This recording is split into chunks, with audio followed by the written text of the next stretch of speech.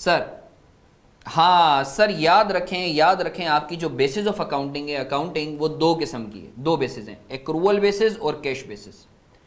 Accrual basis का मतलब ये होता है कि sir you shall be recording income and expense when you are entitled और when you have incurred them respectively.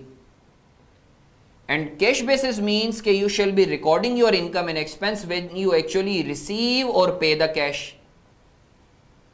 सारी की सारी अकाउंटिंग जो हम बचपन से पढ़ते हुए आ रहे हैं वो कौन सी बेसिस पर होती हैं? एक्रूअल बेसिस पर होती हैं।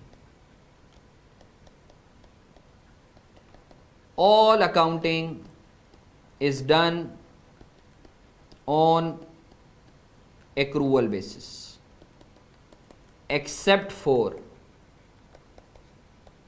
For statement of cash flows. Sir statement of cash flows Wahid statement है जो आपकी कैश बेसिस पर बनती है।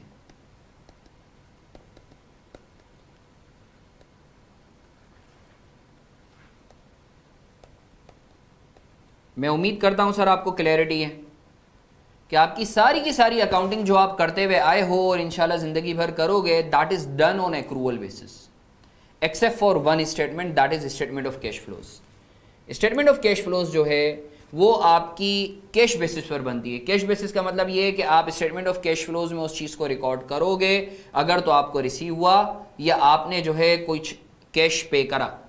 अगर तो कैश कुछ रिसीव या पे नहीं हुआ है तो ईमान रख लो वो स्टेटमेंट ऑफ कैश फ्लोज में नहीं आएगा। तो सर आई होप आपको ये चीज़ क्लियर है।